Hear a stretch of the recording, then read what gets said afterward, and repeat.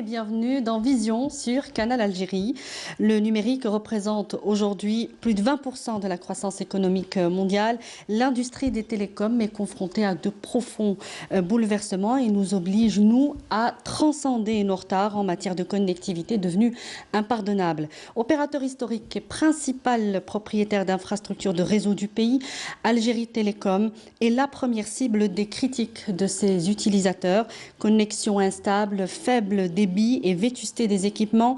Les récriminations sont nombreuses, mais Algérie Télécom a choisi désormais d'anticiper sur les défis à venir de consommation d'Internet avec une politique de prospective sur la demande et de la rigueur dans l'exécution. Comprenez une obligation de résultat qui devrait commencer à être visible dans les mois à venir. Pour en parler, nous recevons Monsieur Karim Bibi Triki, président directeur général du groupe Algérie Télécom. Bonsoir.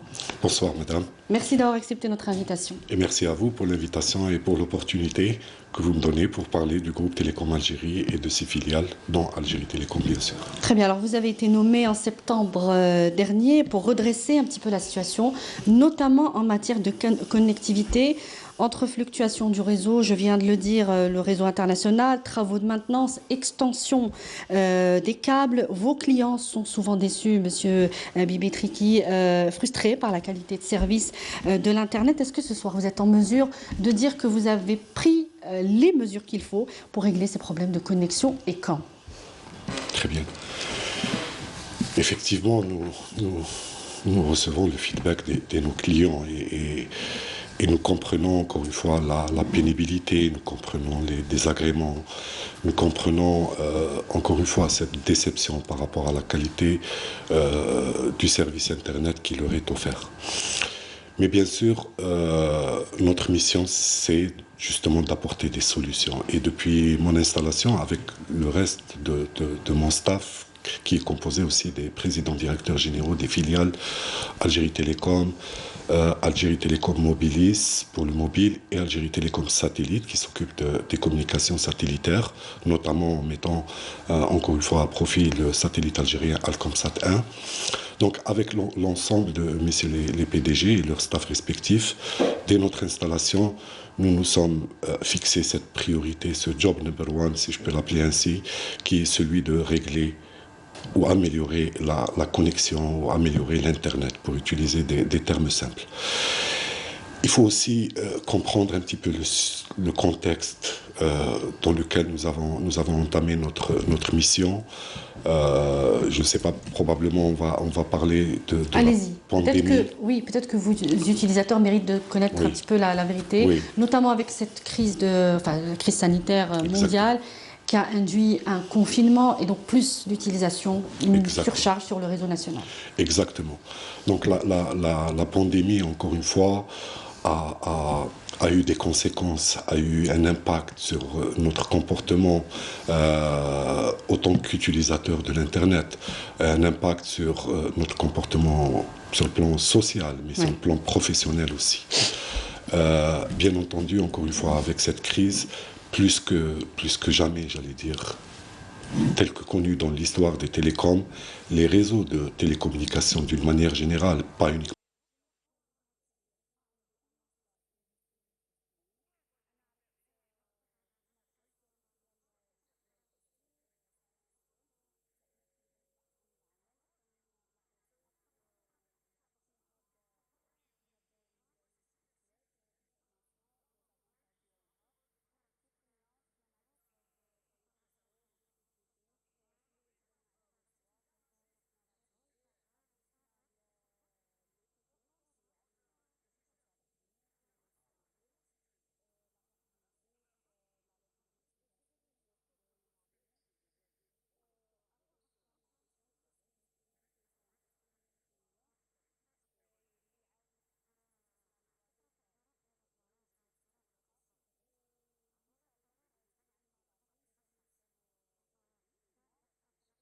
en Algérie et bien sûr particulièrement les infrastructures d'Algérie Télécom.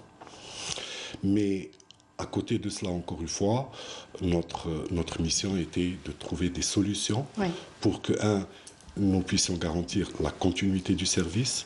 Et nous avons pris un deuxième défi, c'est que malgré cet environnement contraignant, nous devrions aussi améliorer la qualité du service. Et là aussi, la pandémie du Covid nous a un petit peu impacté dans un autre volet, celui de nos propres ressources humaines, qui étaient elles-mêmes impactées, qui ne pouvaient pas travailler comme on a l'habitude de travailler. Ça nous a impacté par rapport à la chaîne logistique internationale. Même si on avait besoin d'équipements en urgence, il n'était pas toujours possible de les avoir dans les délais que nous voudrions. Oui. Parce que, encore une fois, nous connaissons quelles ont été les implications. Alors, est-ce que ces problèmes sont actuellement toujours en cours ou est-ce que c'est derrière nous? Parce que la pandémie, bon, il y a encore des endroits dans le monde où on revient vers le reconfinement, vers le confinement, d'autres où on assouplit un petit peu les mesures restrictives.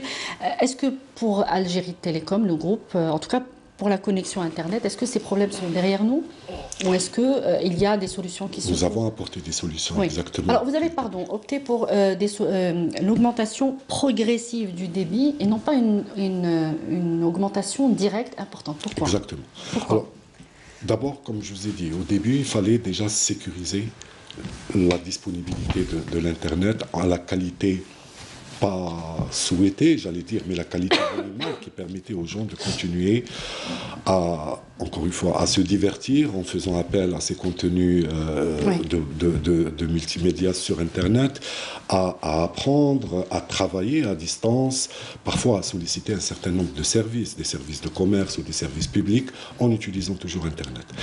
Et si on voit un petit peu la performance rendue chez l'abonné, chez le client d'Algérie Télécom, au fait, c'est le résultat de plusieurs...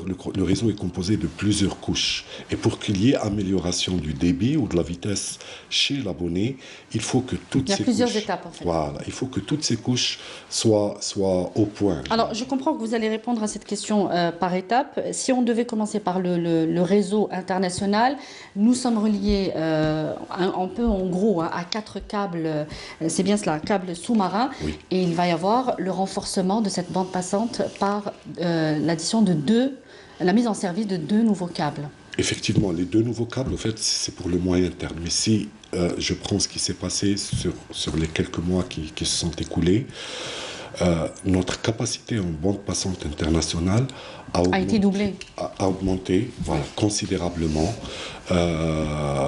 Et nous le percevons aujourd'hui même dans le taux de croissance de la consommation de la bande passante internationale. Donc, nous avons pu faire ça à travers un plan d'action d'urgence, encore une fois, qui nous a permis de mettre en service le nouveau câble sous-marin Orval-Alval, qui relie l'Algérie à l'Espagne, à travers 2 points en Algérie, un point à Oran et un point à Alger, et qui nous relie à l'Espagne à travers Valence, là où se trouve une 4e filiale du groupe Télécom Algérie, qui est Algérie Télécom Europe.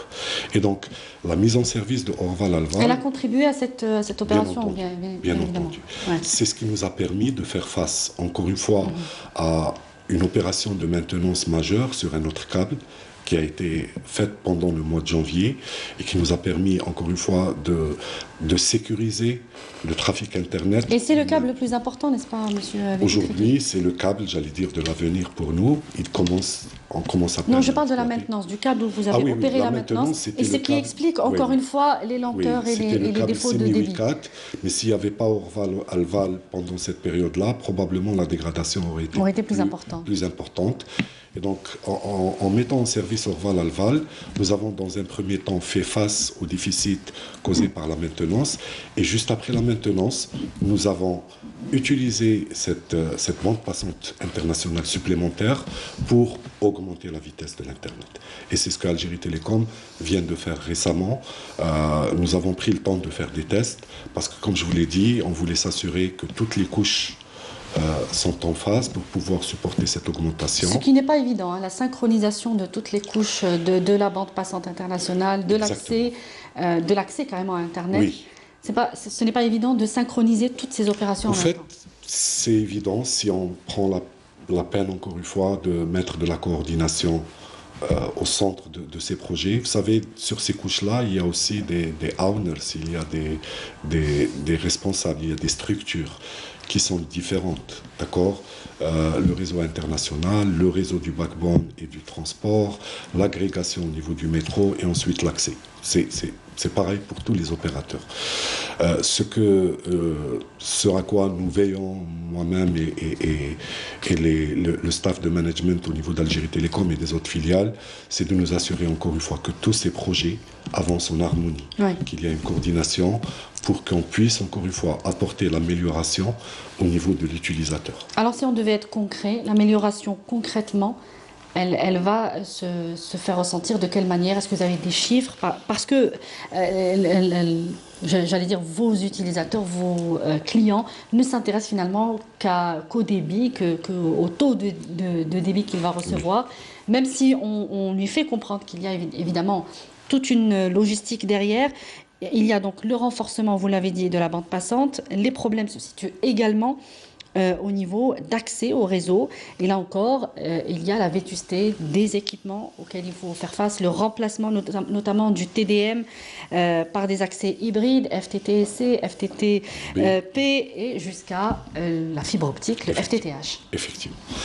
Alors, concrètement, j'espère encore une fois que nos concitoyens, que les clients d'Algérie Télécom qui sont sur la DSL ou les FTTH ont perçu une amélioration. Il ne s'agit pas de l'amélioration finale, j'allais dire.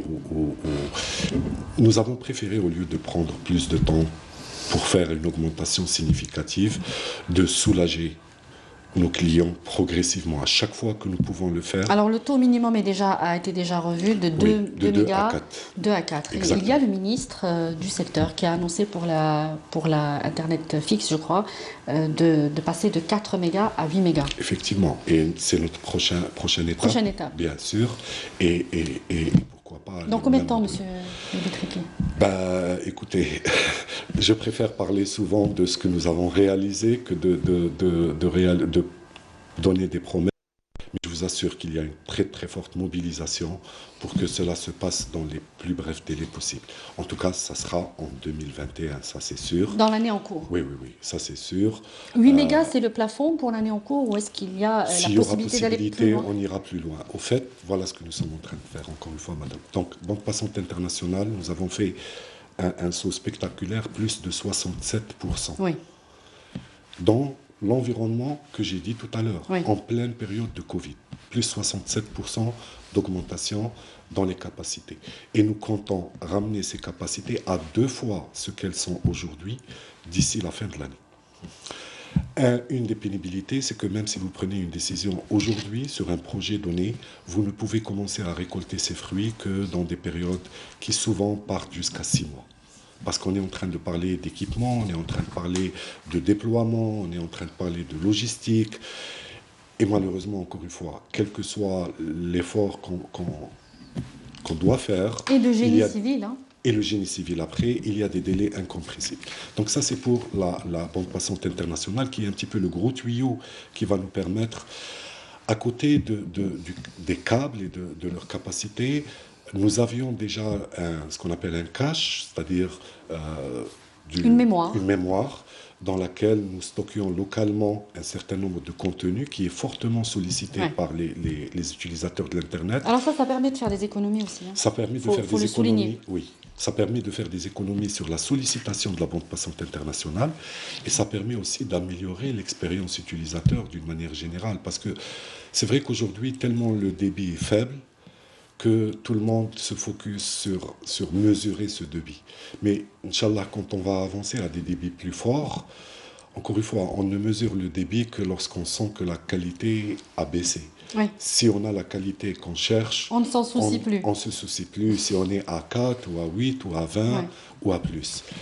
Et pour cela, pour l'expérience utilisateur, la latence est importante aussi. C'est-à-dire le temps entre lequel, par exemple, nous cliquons pour ouvrir une vidéo et le temps où cette vidéo commence. Alors, d'où l'importance de la mémoire cache qui fait gagner du temps. Exactement. Parce qu'on a les principaux moteurs de recherche, hein, Google, YouTube, qui sont dessus. Et donc, quand une vidéo, par exemple, pour expliquer peut-être moins techniquement aux téléspectateurs, vidéo qui est extrêmement sollicitée, qui fait le buzz par exemple, elle sera mise dans cette mémoire cache et elle reviendra plus facilement. Exactement. Voilà, elle ne va pas aller vers le réseau international pour revenir. Exactement, vous avez très bien résumé. Donc on avait un cache Google, et dans le cache Google, la partie la plus importante, c'est le contenu YouTube. Et là, on est en train de déployer un cache sur Facebook. Et donc, ce cache-là va nous permettre, encore une fois, d'améliorer l'expérience utilisateur et d'optimiser la sollicitation de la bande passante internationale. Bien sûr, il y a d'autres contenus qui sont déjà hébergés en Algérie, et cela, ça va de soi que l'accès à ces contenus est par défaut, j'allais dire, optimisé, puisqu'ils sont déjà sur le réseau national. Donc ça, c'est par rapport aux actions. Je continue. Une fois, nous avons ramené un flux plus important dans ces gros tuyaux, on a optimisé le cache. Il faut qu'on s'assure qu'après, ces informations, ce contenu, quand ils vont se propager à l'intérieur du réseau national, qu'on ait aussi les bons tuyaux et les bonnes autoroutes. Ouais. Donc nous avons fait le nécessaire aussi, notamment pour moderniser le réseau d'agrégation, le réseau métro, pour qu'il n'y ait pas de goulot d'étranglement. Le réseau de transport. Après le réseau de transport. Si vous voulez, quand vous êtes sur une agglomération, donc il y a aussi de l'agrégation de trafic, et nous ne voulons pas, encore une fois, qu'il y ait des goulots d'étranglement. Je ne veux pas être trop technique là-dessus. Oui. Mais l'idée, l'approche générale, c'est de travailler sur toutes les couches pour que l'amélioration soit perceptible chez le client. Alors, juste avant que vous passiez à une idée suivante, lorsqu'on a un 8 mégas, et c'est ce dont se plaignent souvent les utilisateurs d'Internet, lorsqu'on a un 8 mégas ou un 4 mégas, mais qu'il arrive à un moment de la journée ou de la soirée que ces 4 mégas se perdent, parce qu'il n'est pas évident d'avoir ces 4 mégas en permanence. Est-ce que vous pouvez répondre à cette question ? Oui, là aussi, bon, c'est un petit peu, encore une fois, technique. Les débits sont des débits nominaux. Bien sûr, lorsqu'un certain nombre de conditions sont réunies, ce débit doit être atteint. Maintenant, il y a par exemple des périodes de forte charge, ce qu'on appelle les busy hours. Mais ça, c'est pas propre au réseau d'Algérie Télécom, encore une fois. C'est mondial ? C'est des notions internationales. Ben forcément, si dans l'immeuble, tout le monde est branché, en même temps, vous savez, quand on dimensionne un réseau, on le dimensionne avec un certain nombre d'hypothèses. Parmi ces hypothèses, vous ne pouvez pas avoir 100% de vos clients connectés à leur téléphone ou à leur ordinateur en même temps et tout le temps. Ce ne sont pas des conditions normales.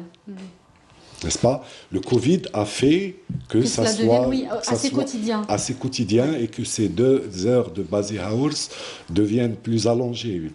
Quand on rentrait chez nous à partir de 15h ou à partir de 17h, qu'est-ce que nous avons fait ? Mais en dehors du Covid, monsieur. Mais en dehors du Covid, le soir, c'est toujours un petit peu un problème, toujours. Parce que justement, c'est le moment où tout le monde est connecté. Donc même si on est à 20 mégas, le problème va se poser. Sauf que ça quand ça redescend, on le ressentira beaucoup. Alors, il ne faudra pas que ça se dégrade, j'allais dire, de manière totalement. Significative. Et je reviens aux 2 mégas. Pourquoi on a insisté pour faire basculer les clients qui sont sur 2 mégas le plus tôt possible ? Quand vous avez une connexion à 2 mégas, un abonnement à 2 mégas, et que vous êtes juste 4 personnes qui partagent cette connexion à la maison, ben forcément, vous partagez cette bande passante. Et donc, si en plus, c'est le soir et les deux deviennent 1, quelque chose, ce qui arrive chez chaque utilisateur, ce sont quelques centaines de kilooctets. Aucune application que nous utilisons, que nous sollicitons aujourd'hui, se contente de quelques centaines d'octets, parce qu'elle a été conçue pour un débit plus important. Ce que nous percevons comme utilisateurs dans des situations comme ça, c'est pas une baisse du débit, c'est l'arrêt du service pour nous. On dit Internet KTA. Réellement, c'est pas tout le temps Internet KTA, mais Internet, le débit est descendu au-dessous d'un certain seuil, on ne peut pas faire grand-chose avec. Le fait qu'on passe les abonnés de 2 à 4, encore une fois, même si on repartage sur 4 utilisateurs dans le même domicile, oui, l'effet sera moins ressenti. On va juste un petit peu avancer sur la fibre optique, hein, cette opération qui a été aussi décriée dans la presse notamment, où on dit que ce sont des travaux qui traînent en longueur et qu'il n'y a pas finalement, qu'on n'en voit pas l'issue. Oui. Oui, alors là, on parle de la dernière couche du réseau qui est celle de l'accès. Actuellement, il y a différentes technologies dans le réseau d'Algérie Télécom. Vous avez mentionné tout à l'heure le TDM et notre objectif, c'est de ne plus avoir de TDM du tout. J'espère avant la fin du premier semestre. Du moins, c'est l'objectif qu'on s'est assigné. Il ne reste pas beaucoup et j'exhorte encore une fois nos équipes à continuer à faire basculer le maximum de clients du TDM vers du FTTB ou FTTC. Mais ce n'est pas encore la fibre optique, hein. FTDM et FTTB, FTTC, le dernier, si vous voulez, le dernier raccordement, il est en cuivre, il n'est pas en fibre, contrairement au FTTH où c'est de la fibre de bout en bout. Mais si vous voulez, l'équipement auquel on raccorde est derrière. D'abord, l'équipement est plus moderne et derrière, c'est de la fibre. Et le cuivre aussi sera de meilleure qualité. Au fait, voilà. Renouvelé. Il y a maintenant certains cas où vraiment le raccordement, il n'y a rien à faire fait. Là, j'espère encore une fois que ces abonnés, on pourra les raccorder à travers du FTTH rapidement. Alors, chiffres en FTTH. FTTH, notre objectif, c'est de déployer, c'est de déployer 300 000 nouveaux accès cette année.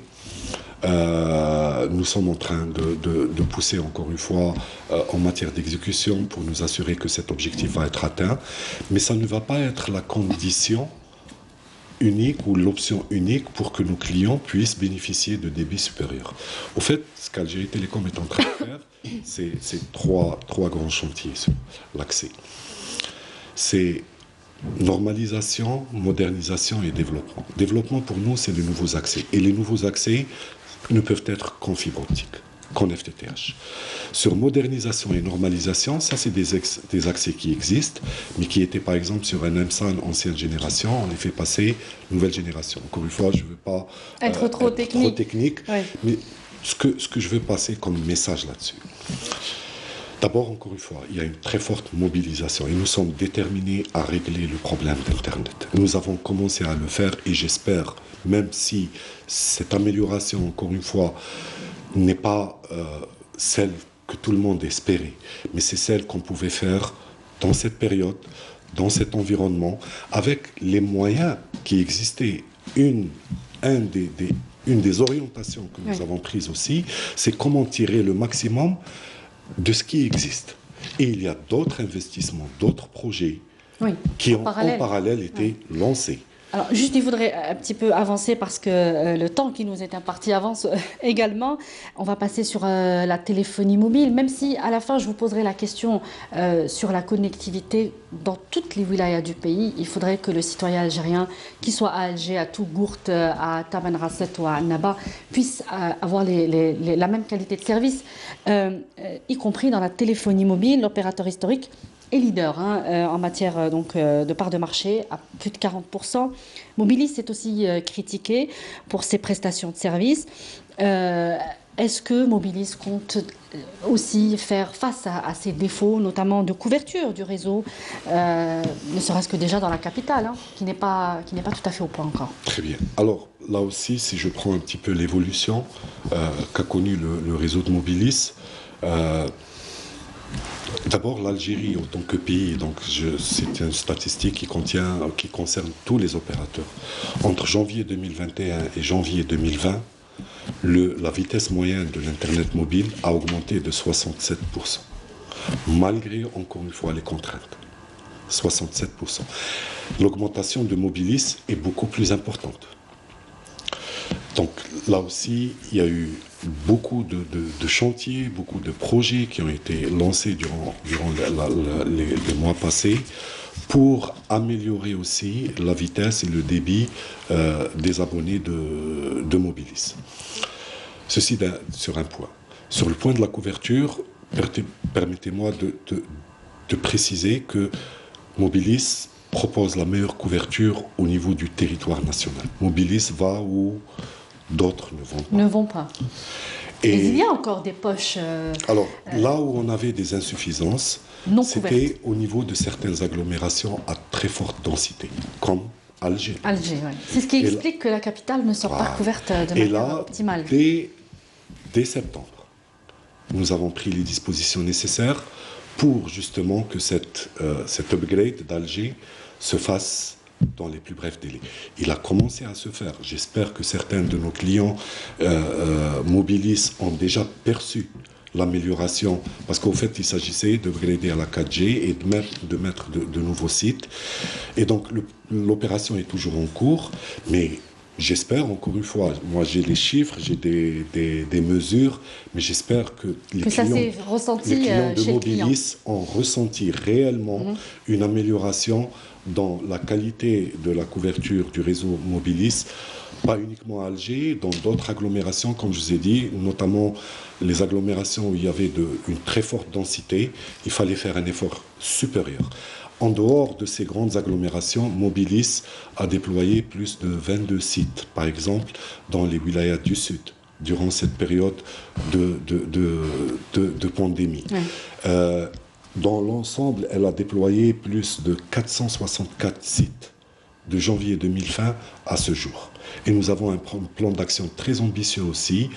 Il y a des efforts en investissement très importants qui sont consentis par les deux opérateurs pour pouvoir supporter encore une fois ce sursaut que nous voulons avoir. Alors on n'oublie pas que même si c'est un opérateur public, il évolue, Mobilis évolue dans un marché concurrentiel, notamment dans la téléphonie. Est-ce que Mobilis veut gonfler sa part de marché comparé à ses concurrents, et notamment en améliorant le service public, M. Mébitriki, qui reste à désirer lui aussi? Il y a des orientations dans ce sens, voire des directives. La stratégie de Mobilis sur le court terme, encore une fois, c'est, comme vous l'avez dit, d'améliorer d'abord la qualité de service qu'elle offre aujourd'hui à plus de 19 millions de clients en Algérie. Bien sûr, avec l'augmentation ou avec les nouveaux sites qui sont couverts, cela procure forcément de nouveaux clients, mais le focus, il est vraiment dans l'amélioration de l'expérience utilisateur. Et j'insiste beaucoup. Donc, ce n'est pas la concurrence qui vous motive pour l'instant. Pour l'instant, c'est améliorer. Contenter vos clients. Bien sûr, on doit toujours garder un œil sur la concurrence. Je pense que c'est un réflexe naturel. Mais comment justement? Comment est-ce que vous comptez offrir de nouveaux services plus concurrentiels? Avec l'amélioration de la qualité du réseau d'une manière générale et des prestations, cela va nous donner des appétits, pas uniquement à nous, mais aussi à l'écosystème du numérique en Algérie, à offrir davantage de services digitaux. Plus la qualité, encore une fois, de l'infrastructure sera meilleure, plus les gens seront encouragés, motivés, soit d'offrir des services, soit d'en bénéficier. Et cela rappelle aussi le rôle stratégique du groupe Télécom Algérie à travers ses filiales, comme un acteur majeur qui doit relever le défi d'être un acteur majeur dans la transformation numérique, dans la stratégie. Vous allez accompagner notamment les créations, on l'espère, riches de start-up. C'est un projet dont vous faites partie, en fait. Algérie Télécom, ou le groupe Télécom Algérie, est un acteur de l'écosystème. C'est vrai, un acteur majeur. Pour Algérie Télécom, c'est l'opérateur historique. Donc, la responsabilité qui pèse sur nos épaules est très importante. Mais notre devise, si vous me permettez, par rapport à nos interactions avec les partenaires de l'écosystème, que ce soit les autres opérateurs, mais aussi toute autre entreprise, petite ou grande, start-up ou existante, c'est de partir du principe que leur succès, c'est aussi le nôtre. Et nous ferons tout ce qui est possible pour qu'ils réussissent, pour que ça soit un succès pour eux. Nous ne voulons pas promettre des choses que nous ne pouvons pas, concrétiser tout de suite. Donc parfois, ça sera un non, mais pas un non par mauvaise volonté, mais un non juste parce que c'est pas encore possible.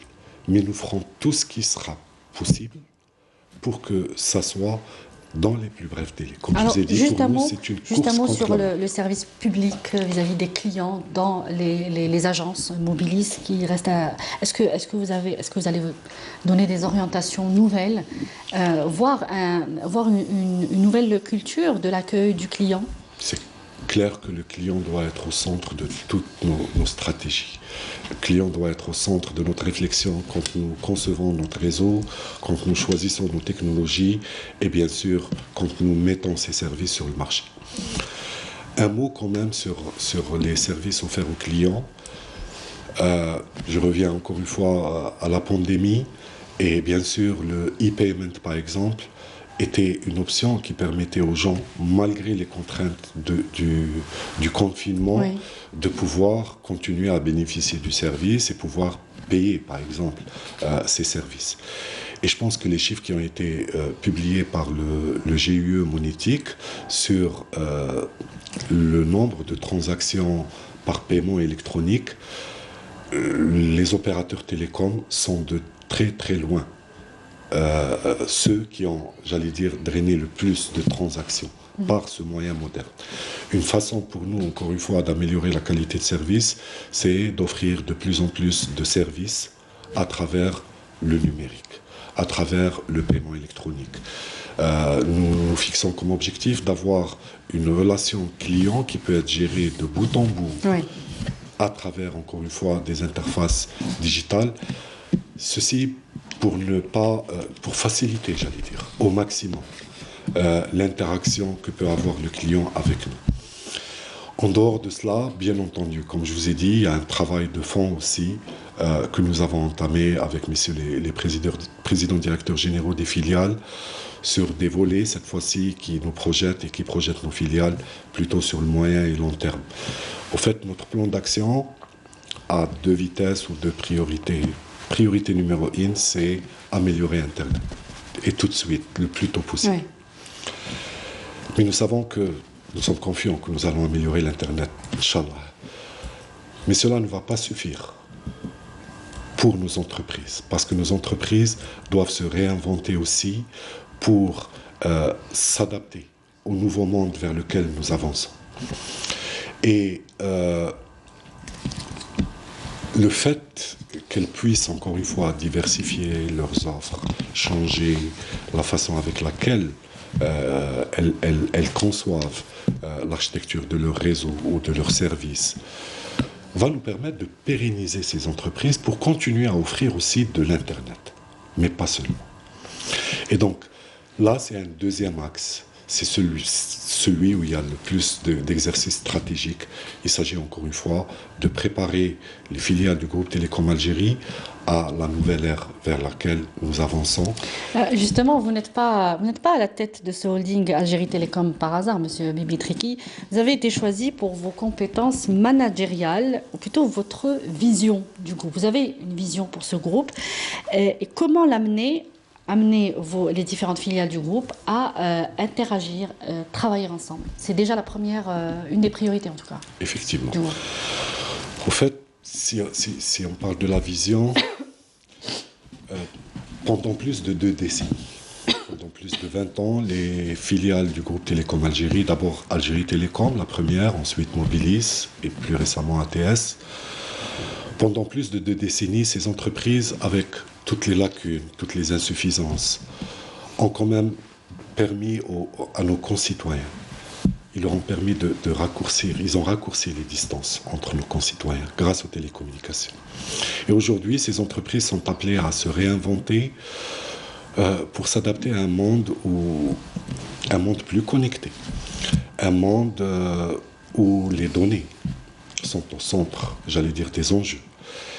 Et puis, surtout, un monde où Internet et les TIC, d'une manière générale, n'ont jamais été aussi essentiels.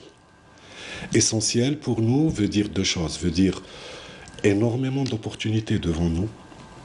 Et nous devons, encore une fois, capter le maximum de ces opportunités. Mais veut dire, comme je l'ai dit tout à l'heure, une très lourde responsabilité qui pèse sur nous.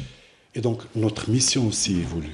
Notre mission aujourd'hui, en tant que groupe, à travers ces filiales, encore une fois, à travers les opérateurs, c'est de permettre à chacun de nos clients, de nos concitoyens, d'être un acteur dans ce monde numérique. Être un acteur dans un monde numérique veut dire avoir la possibilité d'avoir plus de proximité vis-à-vis des personnes que nous aimons, que nous chérissons. Et la crise du Covid nous a montré à quel point la technologie va nous permettre de faire ça, va nous permettre d'apprendre, de nous ouvrir sur le monde, de développer nos compétences. Et si nous avons du talent déjà, cela va nous permettre encore une fois de nous épanouir, de développer notre entreprise et d'être compétitif, pas uniquement au niveau national, mais surtout au niveau international. Vous avez parlé tout à l'heure de start-up. Quand ces start-up auront des services qu'elles voudront offrir à l'international, nous devrions être là pour leur donner l'infrastructure qui leur permet d'avoir et la qualité et le prix qui leur permet d'être compétitifs. C'est ça le sens de ce que nous faisons. Et c'est ça notre raison d'être. Et j'ai beaucoup insisté avec mes collaborateurs et avec l'ensemble des personnes avec lesquelles nous interagissons tous les jours pour que ce sens, les problèmes du quotidien, encore une fois, les difficultés nous font parfois perdre le sens. Oui. Et c'est très important pour moi. Donc il y a un objectif commun, en fait, pour lequel nous devrions tous œuvrer. Aussi noble que ça, je pense que c'est un objectif qui inspire, qui motive. Et bien sûr, tout ça, pour le matérialiser, il y a une stratégie qui s'appuie. Déjà, je vous l'ai dit, je parlais des filiales, donc les décloisonner un petit peu. Exactement. Oui. Et mutualiser les faire coopérer et mutualiser les acquis, en fait. Exactement. Et une des valeurs ajoutées du groupe, c'est de créer les espaces, les mécanismes nécessaires pour que ces filiales puissent collaborer davantage. Pour qu'elles puissent collaborer à l'intérieur déjà, et puis entre elles surtout. Le groupe a une mission de pilotage stratégique et aussi, encore une fois, de mutualisation des efforts. J'ai parlé tout à l'heure d'investissements lourds qui sont attendus aussi bien pour Algérie Télécom que pour Mobilis. Eh bien, les ressources ne sont pas infinies. Et pour réussir ces investissements, nous devons optimiser ces investissements. Et pour les optimiser, nous devons mutualiser tout ce que nous pouvons mutualiser. Il n'y a aucune raison. Sans aller vers une politique de restriction Pas du tout, non. Au contraire. Mutualiser ne veut pas dire... Mutualiser, c'est partager quand c'est pertinent.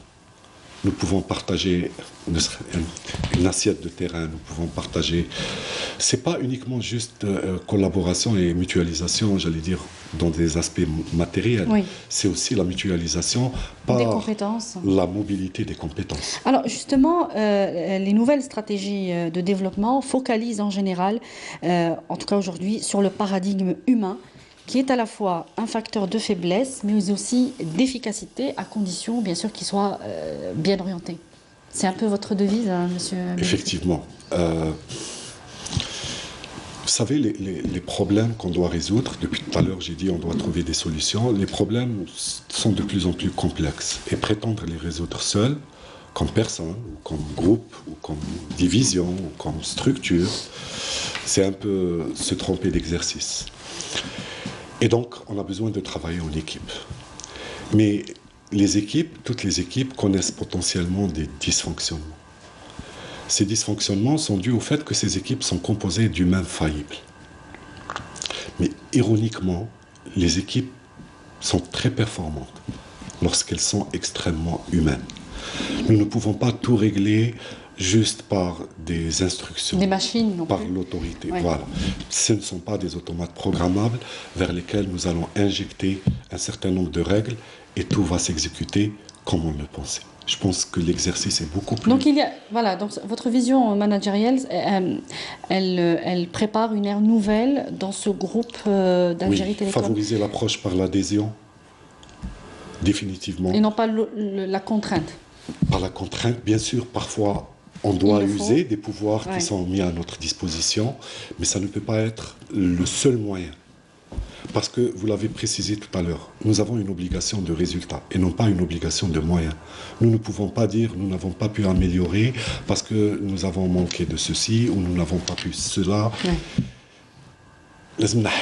Pour qu'on l'ait. Un mot sur la culture de l'éthique et de la déontologie dans ce monde impitoyable aujourd'hui qui nous entoure, le monde des technologies de l'information. C'est quoi exactement cette charte des valeurs en fait nouvelles que nous devrions, notamment dans le groupe, hein, c'est ce que je veux dire. J'ai parlé tout à l'heure du sens de ce que nous faisons, de notre raison d'être, et cette raison d'être va faire appel à des valeurs communes pour toutes les filiales. Et ces valeurs vont se refléter dans notre comportement de tous les jours. Et c'est cette charte, ce code de conduite qui va, j'allais dire, illustrer tout cela.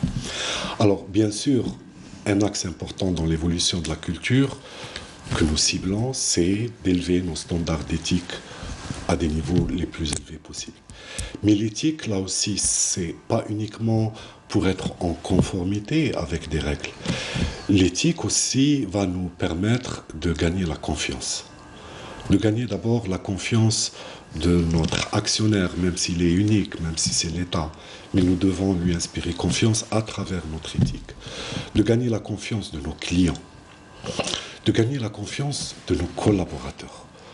Donc, nous adressons le sujet de l'éthique sous cet angle, en plus de l'angle, bien sûr, ou de l'objectif d'être en conformité avec les règlements d'une manière générale.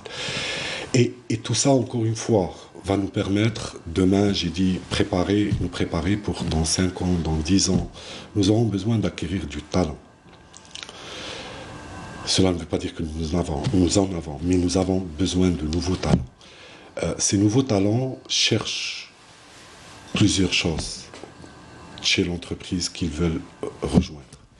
Et parmi les aspects qu'ils cherchent, c'est de rejoindre une entreprise qui est responsable. Responsable, cela veut dire qu'elle mesure sa performance pas uniquement par les indicateurs financiers. Bien sûr, les indicateurs financiers sont importants et continuent à l'être, mais pas que. Et donc là aussi, dans la façon avec laquelle nous voulons mesurer notre succès, c'est à travers cette triptyque qui dit People, Planet and Profit. Et donc, au-delà des résultats financiers, nous voulons avoir aussi des objectifs et un impact donc il y a le positif. défi écologique, planète. Exactement, sur la planète. Oui. Donc là, en essayant de voir à chaque fois que possible comment nous pouvons augmenter la part des énergies renouvelables dans notre mix énergétique. Oui. Quand ce n'est pas possible avec des énergies renouvelables, comment nous pouvons baisser la consommation des énergies ou de l'électricité d'une manière générale. Et nous avons besoin d'énergie parce que nous voulons développer des infrastructures et qui vont solliciter de l'énergie. Ça, c'est le volet, encore une fois, environnemental. Et puis, il y a l'impact sur les gens, sur les personnes. Et là aussi, que ce soit nos collaborateurs, mais aussi, j'espère qu'on aura l'occasion, et Algérie Télécom a récemment signé une convention justement avec le ministère de la Santé, par exemple, pour le financement d'un hôpital qui permettra de prendre en charge des malades du cancer, notamment les plus jeunes. C'est aussi ça, l'impact que nous pouvons avoir autour de nous. Et encore une fois, je sais que tout le monde va me dire « Mais M. Bultriquet, régler Internet, c'est déjà pas mal. » Oui, ça sera encore une fois. Et c'est notre priorité numéro 1. Mais ceci ne nous empêche pas aussi de commencer à nous préparer. Vos perspectives. Alors justement, vous parlez de la recherche de talents. Est-ce que le volet formation et recrutement, parce que vous êtes le premier pourvoyeur économique, hein, l'un des premiers en tout cas, du pays. Est-ce que vous avez un plan de recrutement, une politique de recrutement nouvelle aussi qui va accompagner cette vision managériale? Vous savez, déjà, en tant qu'employeur, comme vous avez dit, et si l'on considère la conjoncture actuelle, c'est aussi un devoir pour nous de n'économiser aucun effort pour créer de nouveaux emplois. Créer de nouveaux emplois pour nos entreprises n'est pas forcément synonyme de recrutement. Par exemple, à travers ce plan ambitieux de modernisation et de développement du réseau d'accès, aujourd'hui, nous faisons appel à un nombre important de micro-entreprises au niveau local, d'accord, pour déployer cet accès. Donc, c'est aussi ça pour nous, notre stratégie en matière de développement de l'emploi. C'est pas forcément en créant de nouveaux postes. Bien sûr, si on aura des besoins, on va le faire. Mais plus important... Il y en a ou pas? Pour le moment, non. Pour le moment, nous avons un plan surtout pour redéployer un certain nombre de personnel par rapport aux besoins, Oui. quand c'est possible. Mais bon, encore une fois, je ne veux pas dire... Il peut y avoir des besoins, il peut y avoir parfois des besoins spécifiques par rapport à des talents particuliers. Oui, certainement. Il y en a, il y en aura Et le toujours. volet formation, Et le volet formation, c'est très important pour préparer l'avenir. Pour préparer l'avenir, nous avons besoin, encore une fois, de développer de nouvelles compétences que nous n'avons pas. Et nous avons besoin aussi, dans le cadre, j'allais dire, de l'amélioration de notre efficience, de redéployer certains de nos collaborateurs par rapport à de nouveaux besoins. Et là aussi, la formation est importante. Mais encore une fois, c'est une formation qui cible d'abord et avant tout le développement de compétences. Et pas uniquement juste acquérir, j'allais dire, quelques connaissances supplémentaires. Donc ça doit répondre à des profils bien particuliers. Très bien. On va terminer sur Alcomsat 1, qui est un acquis technologique important pour nous, pour le pays. Ça peut être aussi un moyen de nous déployer à l'étranger, notamment en Afrique et chez les pays voisins. Définitivement, Alcomsat 1 est aujourd'hui un asset, un actif du pays.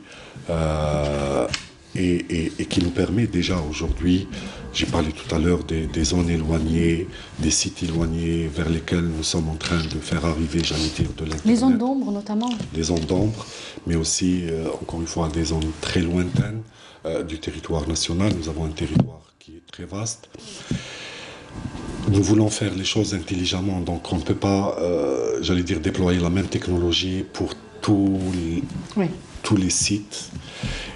Et ATS, qui est la filiale du groupe qui s'occupe justement des communications par satellite, est souvent en accompagnement de Mobilis ou d'Algérie Télécom pour leur permettre justement, d'accord, de mettre en service des services de télécommunication, de voix et de données, en mettant en contribution l'apport d'Alcomsat. Donc là où s'arrête la contribution de la bande passante internationale, intervient Alcomsat. Alcomsat vient en appoint et il nous permet surtout de couvrir des régions que nous ne pouvons pas atteindre, par exemple, avec de la fibre optique sur le réseau de transport, parce que c'est peut-être une région, elle demanderait un investissement trop lourd, ou là, une agglomération qui demanderait un investissement trop lourd pour la connecter en fibre.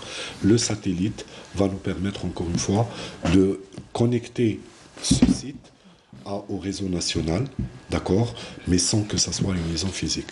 Et par rapport au développement à l'international, bien entendu, là aussi, encore une fois, la priorité, c'est d'améliorer le service en Algérie, mais nous avons maintenant, à travers le nouveau câble sous-marin qui vient d'être mis en service, à travers la filiale Algérie Télécom Europe, à travers le réseau, le backbone d'Algérie Télécom qui arrive jusqu'à nos frontières du Sud aujourd'hui, ben, nous ne pouvons pas aussi ne pas regarder vers l'opportunité de nous développer à l'international. Et bien sûr, cela nécessite aussi une période d'apprentissage, donc nous devons aussi commencer à essayer des choses. Mais concrètement, M. Bébétrick, est-ce qu'il y a des projets en cours, en gestation avec les pays voisins? Oui, il y a des réflexions, il y a des opportunités que nous sommes en train d'évaluer, mais il n'y a pas encore un engagement, j'allais dire, sur un quelconque projet aujourd'hui. Alors, j'ai une question à laquelle vous n'avez pas répondu tout à l'heure, et elle me revient là maintenant. Je vous avais posé la question sur le consommateur algérien, enfin celui qui consomme Internet tout simplement chez Algérie Télécom, lorsqu'il est à Alger, à Annaba, à Tougourt ou à Bordeaux Mortal. Quand est-ce on aura la même connexion pour tout le monde? Oui, j'ai dit tout à l'heure que les TIC et l'Internet sont plus que jamais essentiels. Et ils sont essentiels pour tous les Algériens, quel que soit l'endroit dans lequel ils se trouvent. Il y a eu, comme je l'ai dit tout à l'heure, il y a eu un effort très important de la part d'Algérie Télécom et de Mobilis pour ramener l'Internet vers, croyez-moi, des endroits vraiment très difficiles d'accès. Nous ne pourrons pas tout faire en une courte période. Nous avons des orientations aussi très claires de la part... Mais il y a ce projet, le projet de connecter tout le monde en même temps, bien sûr. avec un débit Internet convenable. Exactement. Maintenant, il y a parfois, par exemple, comme je l'ai dit tout à l'heure, nous devons faire les choses intelligemment. Parfois, nous sommes appelés, par exemple, à couvrir certains tronçons routiers. Oui. Où il n'y a pas de couverture et pour des raisons de sécurité, par exemple, c'est pas normal. Si quelqu'un a besoin de secours, il doit quand même pouvoir au moins appeler.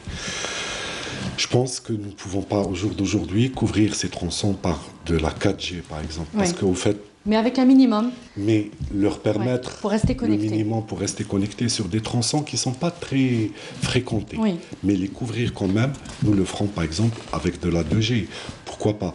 Donc l'idée, c'est de permettre à tout le monde d'avoir les mêmes chances pour qu'encore une fois, ces TIC lui permettent d'être un acteur dans un monde numérique.